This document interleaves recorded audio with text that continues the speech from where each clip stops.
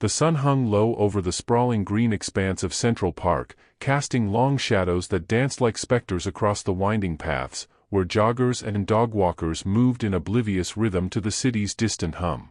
Vincent DeLuca, the iron-fisted mafia boss whose name alone could silence a room full of hardened capos, walked with a measured stride beside his fiancée, Sophia. She was a vision of calculated perfection, her raven hair swept into an elegant chignon, her designer dress-hugging curves sculpted by personal trainers and high-society restraint, a diamond necklace sparkling like the cold promise of their shared future. Vincent's arm encircled her waist possessively, his fingers pressing just firm enough into the silk of her gown to remind her, and anyone watching, that she belonged to him utterly.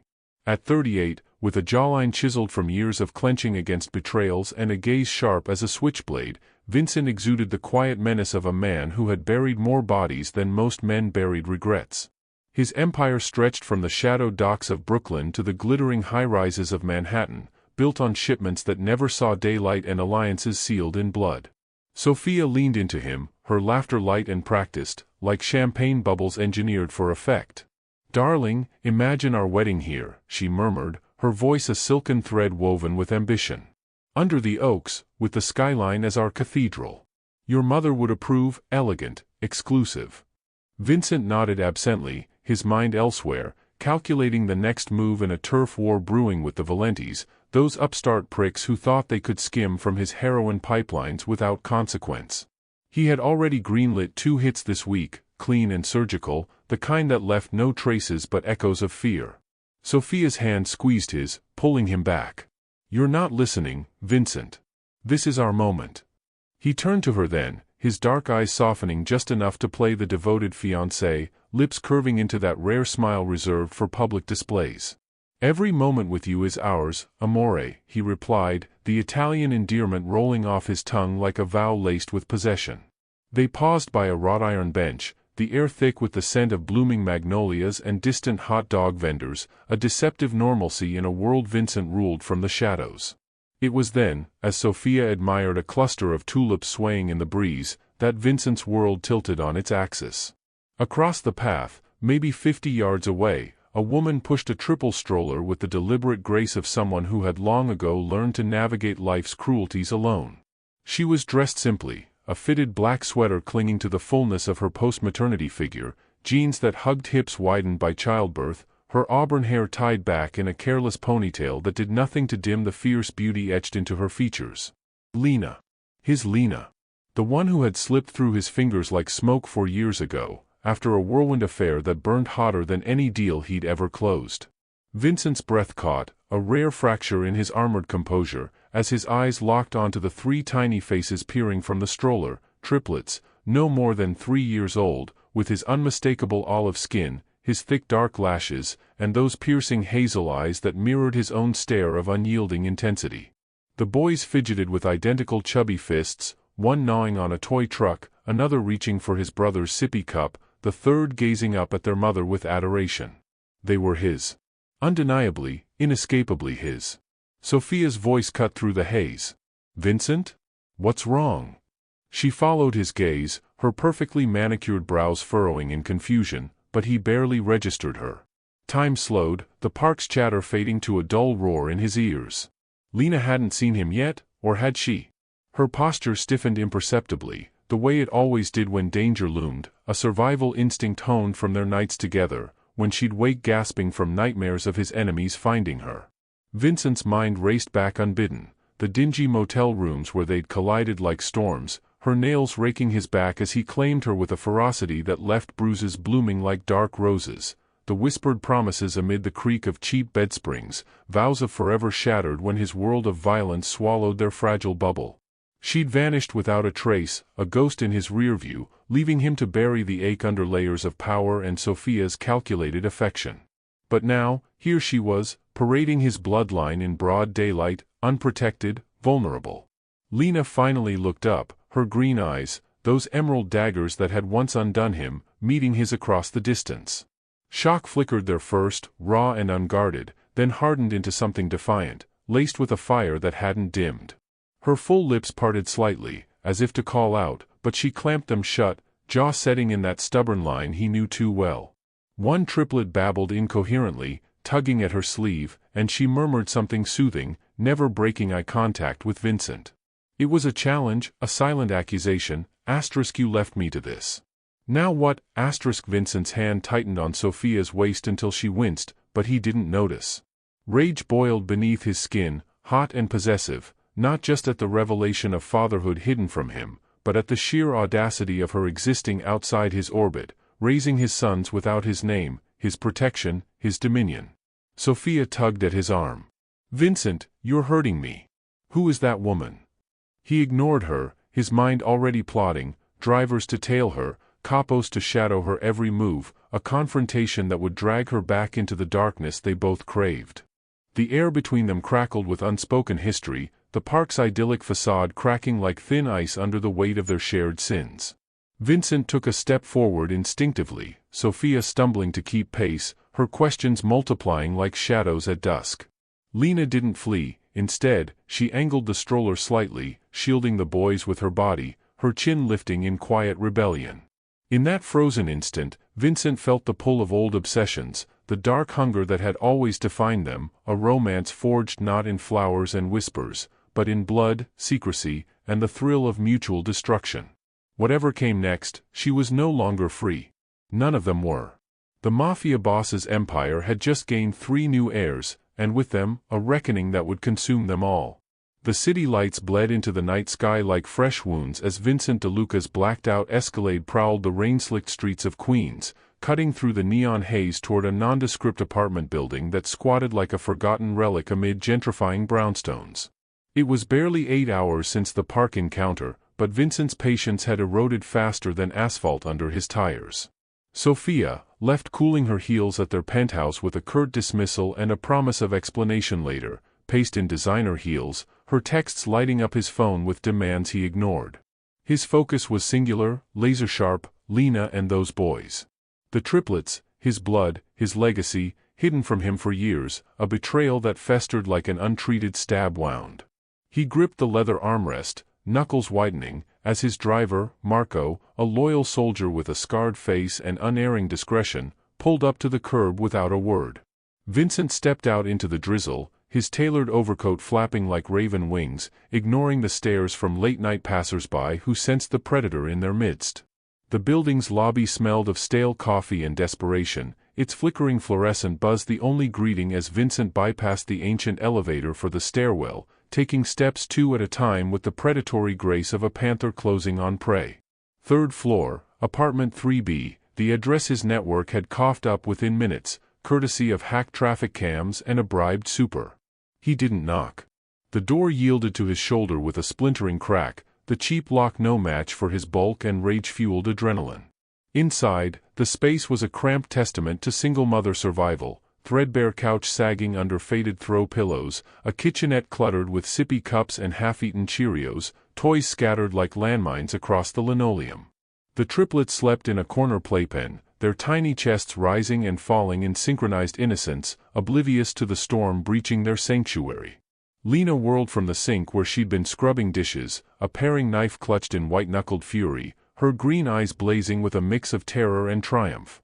"You bastard," she hissed, voice low to avoid waking the boys, but laced with venom that could curdle milk. Water dripped from her hands, soaking the front of her thin tank top, outlining the generous swell of her breasts, a body he remembered mapping with teeth and tongue in fevered nights long past.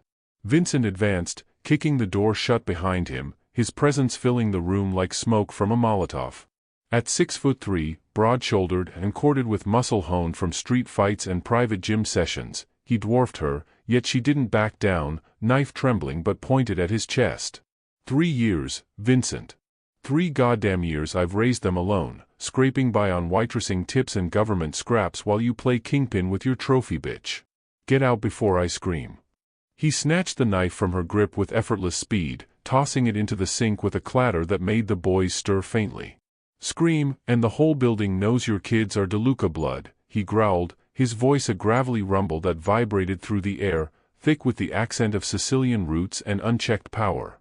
He loomed closer, inhaling her scent, lavender soap mingled with the faint musk of exhaustion and womanhood, that hurled him back to stolen weekends in Jersey motels, where he'd fucked her senseless against graffiti-tagged walls, her moans echoing his name like a prayer to sin. Proof, Lena. Now. Birth certificates, DNA if you've got it. You don't hide my sons from me and walk away breathing easy. She laughed bitterly, a sound jagged as broken glass, shoving past him to a drawer in the rickety side table. Papers rustled, hospital records, official stamps declaring the boys as Luca, Matteo, and Nico De Luca, father listed as unknown, but the dates aligned perfectly with their reckless summer of passion, when she'd been his secret escape from the Empire's grind. Vincent scanned them under the harsh kitchen light, his face a mask of controlled fury, but inside, a possessive fire roared to life. These weren't just kids, they were extensions of him, vulnerabilities and strengths wrapped in soft flesh, potential pawns in a world that devoured the weak. Why, he demanded, crumpling a page in his fist before smoothing it out with deliberate care. Why keep them from me? I would have burned the city down for you, for them. Lena crossed her arms, leaning against the counter, her posture defiant despite the tremor in her legs. Because your world is poison, Vincent. I saw the news clips, the hits, the trials. You fucked me like I was your queen, whispered forever between rounds that left me sore for days, but come morning, it was back to the shadows. I chose life for them, not bullets. Her words stung, but they ignited memories too vivid, her straddling him in the dim glow of a safe house, sweat-slicked skin sliding together as he gripped her hips hard enough to bruise, growling possession into her neck while rivals plotted outside. She taunted him now, stepping closer, her breath hitching. Remember that night in Atlantic City? You pinned me to the hotel balcony railing, fucked me overlooking the ocean, promising I'd never want for anything. Liar. The air thickened, charged with the electricity of unfinished business. Vincent's hand shot out, cupping her jaw roughly, thumb tracing her lower lip as his eyes darkened with hunger. You think you can parade my blood in that park and walk away? I'll give you everything, money, security, a life where no one touches what's mine. But silence. And you. Back in my bed. Lena's defiance cracked, her body arching instinctively toward his touch, nipples hardening against the damp fabric, betrayals of a desire that had never fully extinguished. Sophia won't allow it, she whispered, but her hands fisted in his shirt, pulling him nearer. Fuck Sophia, he snarled, crashing his mouth down on hers in a kiss that was conquest, not tenderness, teeth clashing, tongues warring as he backed her against the wall, the impact rattling a nearby shelf. She bit his lip hard enough to draw blood, tasting copper as she gasped into him, legs parting to cradle his thigh. His free hand roamed possessively, cupping her breast, pinching through the cloth until she whimpered, the sound fueling his dominance. He broke away first, chest heaving, eyes locked on hers with predatory intent. This isn't over, Lena. You're mine. The boys are mine. Pack your shit, tomorrow, my men move you somewhere safe. Refuse, and I take them anyway. She slid down the wall as he released her, legs unsteady, wiping her mouth with the back of her hand, smeared lipstick a war paint of their clash. The triplets murmured in their sleep, one rolling over with a sigh, and Vincent's gaze softened fractionally, a rare glimpse of the father beneath the monster. He straightened his coat, turning for the door, but paused, voice dropping to a lethal promise. Sleep light tonight. Dreams of me, or nightmares. Your choice. The door clicked shut behind him, leaving Lena slumped against the wall, heart pounding with equal parts dread and dark anticipation, the taste of him lingering like a drug she couldn't quit. Outside, rain lashed the windshield as Marco peeled away, Vincent already dialing his consigliere, the wheels of reclamation grinding into motion. In his world, what was taken was reclaimed, no matter the cost in flesh or soul. Sophia's penthouse atop the Mandarin Oriental gleamed like a jewel box of excess, all floor-to-ceiling windows framing the glittering sprawl of Manhattan, where the Hudson River snaked black and indifferent below. She paced the marble floors in Louboutins that clicked like ticking bombs, her silk robe whispering against skin still flushed from a solitary glass of vintage Barolo, her third, or was it fourth?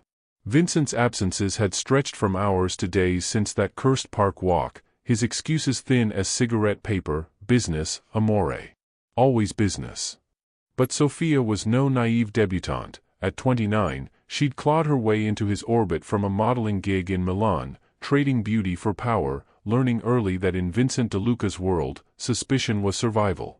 The private investigator she'd hired on a whim, a wiry ex-cop named Rizzo with a nose for dirt and a fee to match, had delivered gold via encrypted email just after midnight, photos of Vincent storming into a Queen's dump, timestamps matching his vanishing acts, and grainy shots of a woman with triplets, her face a ghost from Vincent's past. Lena. The name burned in Sophia's gut like acid. Fiancée no more in her mind, she was queen, or she was nothing. Across town, Vincent's fortified mansion in the hills of Westchester loomed like a modern fortress, its gates manned by armed sentinels who parted for his convoy without question. He'd wasted no time. By dawn, movers under capo supervision had packed Lena's life into armored vans, the triplets bundled into car seats amid fussing and yawns, their new reality dawning under the DeLuca banner. Lena had resisted at first, spitting curses as they loaded boxes, but one look at Vincent's unyielding stare, promising both luxury and chains, had her relenting, clutching the boys close as they sped north. Now, settled in a nursery fit for princes, with cribs of polished mahogany and monitors linked to Vincent's phone, she wandered the opulent halls, trailed by silent maids who averted their eyes. Vincent summoned her to the dining room that evening, a cavernous space dominated by a mahogany table groaning under crystal decanters and silver-domed chafing dishes, osso buco simmering with rosemary, handmade gnocchi glistening in sage butter, tiramisu waiting like a sinful promise. He sat at the head, sleeves rolled up on his crisp white shirt, tattoos of skulls and roses peeking from cuffs, a map of his violent ascent. "Sit," he commanded, voice brooking no argument, pouring deep red Chianti into balloon glasses that caught the chandelier's fire. Lena obeyed, the triplets fed and asleep upstairs under nurse supervision, leaving her alone with the devil who'd sired them. She wore a simple black dress he'd had delivered, silk that clung like a lover's whisper, chosen to remind her of her place. "This is insane, Vincent," she said, fork piercing a tender veal shank, though hunger warred with nerves. "Sophia finds out," and he cut her off with a raised hand, eyes locking on hers across the flickering candles. "Sophia is handled. Eat." Conversation flowed like the wine, halting at first, then laced with barbs. He probed for details of the boys' first steps, their milestones stolen from him. She prodded at his empire's cracks, the Valentis circling like sharks. Old rhythms resurfaced, their shared dark humor over a rival's botched hit, the way her foot brushed his under the table, accidental at first, then deliberate. By dessert, tension hummed, his hand capturing hers, thumb stroking knuckles scarred from her waitress days. "You belong here," he murmured, voice dropping to that gravelly timbre that once melted her resolve. "With me." As it was. The dinner dissolved into inevitability, plates shoved aside as Vincent pulled her onto his lap, chair groaning under their weight. His mouth claimed hers with bruising hunger, hands roaming the dress's hem, hiking it up to expose lace panties already damp with anticipation. Lena gasped into the kiss, fingers threading his hair, tugging hard enough to elicit a growl as she ground against the rigid length straining his slacks. "Bastard," she breathed, but her body betrayed her, hips rolling in remembered rhythm. He stood, lifting her effortlessly, carrying her to the table's edge where he laid her back amid scattered silverware, the cool wood a shock against heated skin. Dishes clattered to the floor as he freed himself, thrusting into her with a single, savage stroke that arched her spine, nails digging crescents into his shoulders. Their coupling was a storm, rough, unrelenting, her legs locked around his waist as he drove deep, each plunge punctuated by her moans and his guttural commands. "Mine. Say it." "Yours," she gasped, climax shattering her as he followed, spilling hot inside with a roar muffled against her throat. They collapsed together, sweat slicked and sated, breaths mingling in the wreckage of their feast. But paradise cracked under pressure. Word of the triplets rippled through the underworld like a stone in still water. The Valentis, sensing weakness in Vincent's divided attention, struck surgically. One night, as Lena bathed the boys in the mansion's marble tub, bubbles foaming around their giggles, alarms blared, red lights pulsing through the halls. Guards swarmed, but too late. Matteo, the boldest triplet with Vincent's mischievous spark, had been snatched from the nursery during a shift change, a mole's betrayal greased by Valenti bribes. Vincent erupted, shattering a vase against the wall, veins bulging as he barked orders into his phone. "Find him. Now. Or heads roll, starting with yours."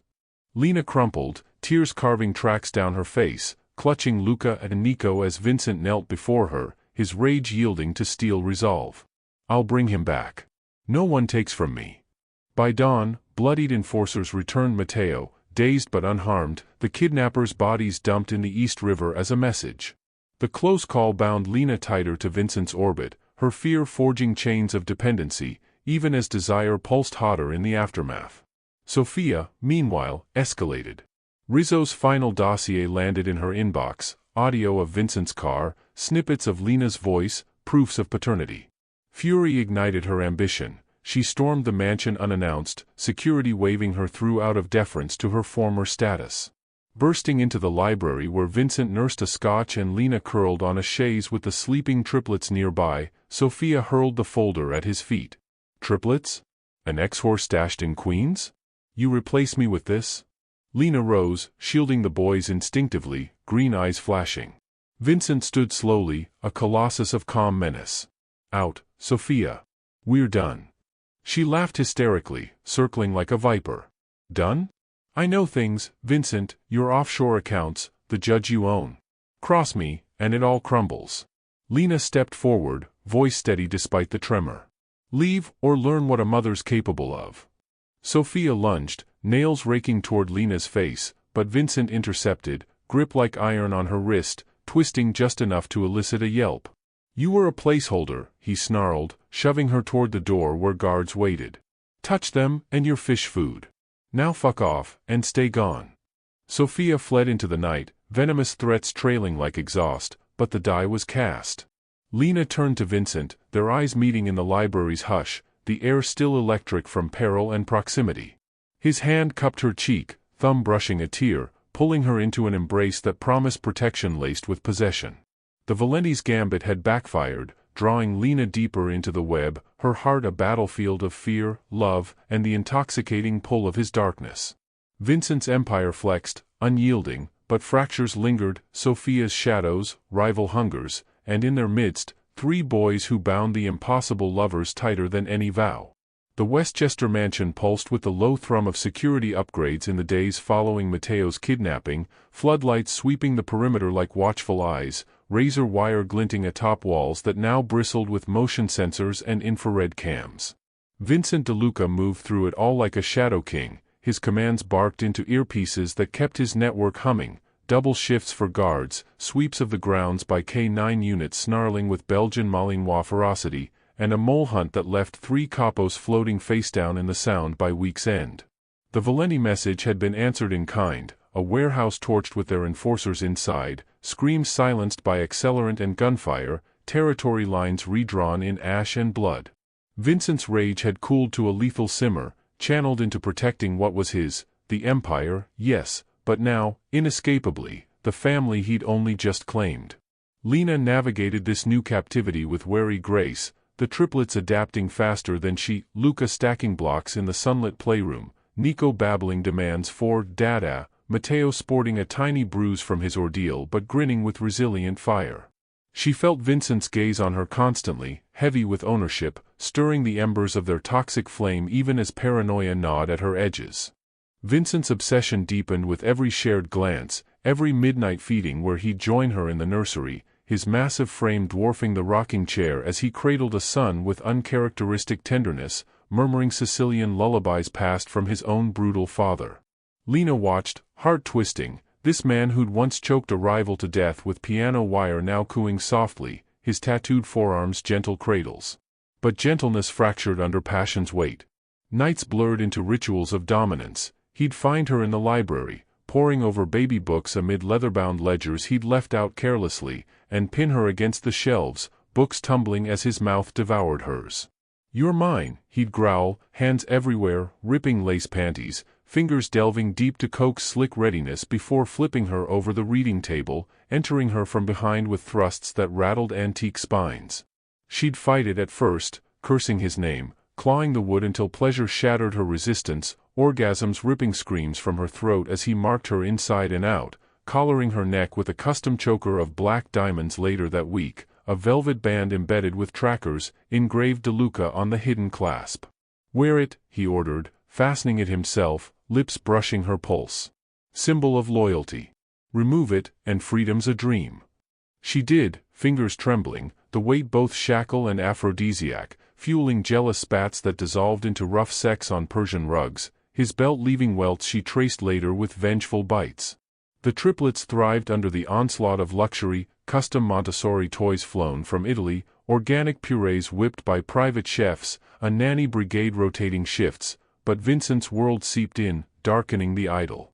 Rival scouts probed the estate's fringes, drones downed by jammers, whispers of hits on the boss's bastards circulating in backroom card games. Lena overheard enough during late-night strategy sessions in Vincent's study, where maps sprawled amid half-empty bourbon bottles, his lieutenants deferring to her input on the boys' routines with surprising deference. Their leverage, Vincent admitted one dawn, post-coital haze clinging as they lay tangled in silk sheets, her head on his chest slick with sweat. But heirs too. You'll stand with me. She traced the scar bisecting his pec, a souvenir from a knife fight in Palermo youth. Your world will break them, or me. He rolled her beneath him, pinning wrists above her head, hips grinding promise. It'll forge us. Obsession like ours doesn't break, it consumes. Sophia's shadow lengthened, her banishment festering into vendetta. From a sleek hideout in Soho, funded by siphoned DeLuca accounts Rizzo had mapped, she plotted with mercenaries hungry for Mafia scalps, ex-FBI turncoats with dossiers on Vincent's laundering ops, photos of Lena and the boys snapped by long lenses. She seethed over martinis in dimly lit lounges, makeup flawless but eyes hollow with betrayal, replaying the library confrontation, Vincent's iron grip, Lena's smug shield over her children. He'll beg, she vowed to her reflection, dialing contacts in the Valenti remnants for alliance, trading secrets for muscle. Her first probe, a car bomb rigged near the mansion gates, fizzled when Vincent's paranoia detonated it remotely, fireball lighting the night but claiming no lives. He retaliated swiftly, Rizzo vanishing into a Jersey landfill, his tongue silenced forever. The climax brewed on a stormy evening, thunder rumbling like artillery as Sophia breached the estate's outer cordon, disguised in a caterer's van, guards bought with her promises of half Vincent's empire. She slipped into the grand hall during a rare family dinner, Vincent at table's head, Lena feeding Nico pureed pear, the boys in high chairs giggling amid crystal clinks. Sophia burst through side doors, Glock snatched from a guard's holster, wild-eyed and unhinged. You stole my life, she shrieked, aiming at Lena, who shoved back from the table, shielding the triplets with her body as chaos erupted, guards piling in, Vincent rising like a tidal wave. Sophia fired wild, bullet grazing a chandelier that showered sparks, but Vincent lunged, disarming her with a brutal forearm smash that shattered her wrist, gun skittering across marble. Lena grabbed a candlestick, swinging it like a club, cracking Sophia's temple as the woman lunged claws out. Bitch! Whore mother! Sophia spat blood, clawing at Lena's dress, tearing fabric to expose the diamond choker. Vincent hauled Sophia up by the throat, her feet dangling, face purpling as guards restrained her flailing. You were nothing, he hissed, breath hot against her ear. A pretty armpiece till the real queen returned. Touch my family again, and I'll feed you to the pigs, piece by inch. Lena stood panting, triplets wailing in nurse's arms, her eyes meeting Vincent's over Sophia's gurgling form. Mercy flickered, Sophia's sobs turning pleading, but Vincent nodded to his men. Dump her in the city. Let her crawl. They dragged her away, her curses dissolving into rain-lashed night, a ghost exiled but not erased. Vincent turned to Lena, pulling her close amid the wreckage, lips crashing in a kiss tasting of violence and victory. Choose me, he demanded, hands framing her face. No more doubts. She nodded, fierce, pressing against him as guards cleared the room, the boys' cries fading to hiccups. In the aftermath, their lovemaking was frantic on the dining table, him taking her hard, her riding the wave of survival's high, bodies slick and urgent, sealing allegiance in sweat and seed. Sophia's assault had stripped illusions, leaving raw truth. Vincent had chosen, irrevocably, plunging them deeper into obsession's abyss, where love wore thorns and safety was an armed illusion. The air in the old Sicilian chapel hung thick with incense and the metallic tang of recent violence, stone walls etched with centuries of saints' gazes now witnessing a union forged in fire and shadow. Weeks had blurred since Sophia's failed incursion, her broken form dumped in a Soho alley with a pocketful of crumpled bills and a warning carved into her thigh, De Luca. She hadn't surfaced since, rumors whispered, nursing wounds in Europe, plotting from afar, but Vincent's reach had plugged leaks, her allies scattered like roaches under light. The Valentis crumbled next, their dons' throats slit in a Bronx social club, successors suing for peace over blood oaths sworn on antique Bibles. Vincent De Luca's empire swelled, unassailable, paved with the triplets' unwitting inheritance, Luca's first words, boom, mimicking gunfire, Matteo's wobbly steps toward Dada's outstretched arms, Nico's gummy grin mirroring his father's rare smiles. Lena, once a ghost in Queens, now glided through this opulence as its dark heart, the diamond choker a constant at her throat, its tracker a lover's leash she no longer tugged against. The wedding unfolded under a canopy of ancient oaks on the mansion's grounds, relocated from the chapel for the boys' sake, though blood still stained the vows. 300 guests, capos in bespoke suits hiding shoulder holsters, malls dripping emeralds, international allies flown in on private jets, filled rows of white-draped chairs, the Hudson Valley backdrop a serene lie against the arsenal concealed nearby. Vincent stood at the altar in a midnight tuxedo tailored sharp as a stiletto, broad shoulders squared, eyes locked on Lena as she approached on his consigliere's arm, her gown crimson silk pooling like spilled wine, hugging curves accentuated by motherhood and desire. No veil obscured her face, those green eyes burned with defiance tempered by surrender, auburn waves cascading free. The triplets, dressed in tiny matching vests, toddled in a flower girl's path flanked by guards, scattering rose petals with chaotic glee, their presence the ceremony's beating pulse, proof of blood ties that bound deeper than rings. The officiant, a crooked priest bought with tithes and threats, intoned vows in Latin-inflected English, but Vincent's voice overrode when his turn came, raw and possessive. Lena, you bore my sons, endured my shadows. I claim you eternal, body, soul, empire. Forsake me, and oblivion follows. Guests shifted uneasily, sensing the truth beneath romance's veneer. Lena's response cut sharper. Vincent, you broke me, rebuilt me in your image. I yield to the beast, for the man beneath. But betray us, and my claws draw first blood. Rings exchanged, heavy platinum bands inset with black diamonds, amid murmurs, the kiss sealing it a public claiming, his hands framing her face, tongue delving deep to elicit a gasp, her fingers twisting in his lapels as guests averted eyes or cheered lasciviously. The reception raged into night, tables laden with suckling pig roasted over open flames, platters of arancini and veal saltimbocca, rivers of Brunello flowing as a live band swung Sinatra standards laced with ominous undertones. Toasts rang, capos praising the new Donna, wives eyeing Lena with envy and fear, the triplets toddling through legs, doted on like princelings. Beneath the revelry, their dark passion simmered unchecked. Midway through, Vincent stole her to a shadowed gazebo strung with fairy lights masking surveillance cams, pressing her against lattice woven with night-blooming jasmine. My wife, he growled, hiking her gown to bare thighs, fingers finding her wet and wanting beneath lace garters. She bit his earlobe, whispering, "Prove it, husband," as he freed himself, lifting her to wrap legs around his waist, thrusting up with controlled savagery that shook the structure, her cries muffled against his shoulder amid distant laughter. Climax hit like a thunderclap, him filling her as she clenched, marking the night indelibly. They rejoined the party disheveled but glowing.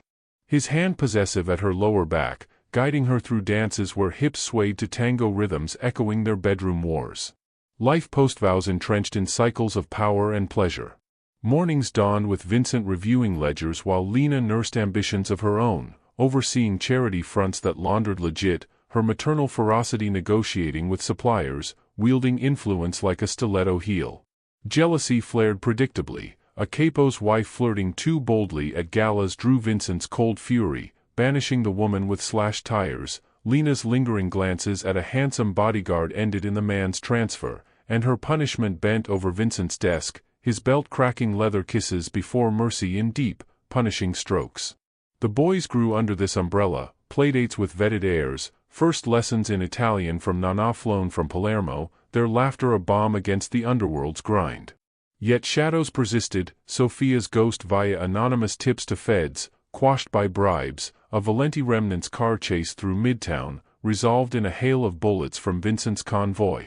Each threat tightened their bond, sex their sacrament, slow and worshipful after close calls, her riding him in the Bentley as Marco averted eyes, brutal after victories, him chaining her wrists to the four-poster, edging her to madness before release. Vincent's obsession manifested in lavish cages, a fleet of armored SUVs for Lena's errands, jewels cascading from her neck like captured stars, wings added to the mansion for private suites where they'd fuck amid mirrors reflecting every angle of surrender. Lena countered with her hold, denying him release until he confessed vulnerabilities, like the nightmare of losing the boys as he had feared his own father to bullets. "We're chained eternal," she'd murmur post-ecstasy, tracing his scars, their love a venomous bloom thriving on control's edge. Whispers of Sophia's return circulated, spotted in Rome with scarred cheek and hardened eyes, allying with Calabrian syndicates, but Vincent's premonitions fortified defenses, hit squads on standby. The triplets' fourth birthday loomed, a milestone cementing dynasty, as Lena swelled anew, another heir whispered in ultrasound shadows, their dark romance evolving into legacy.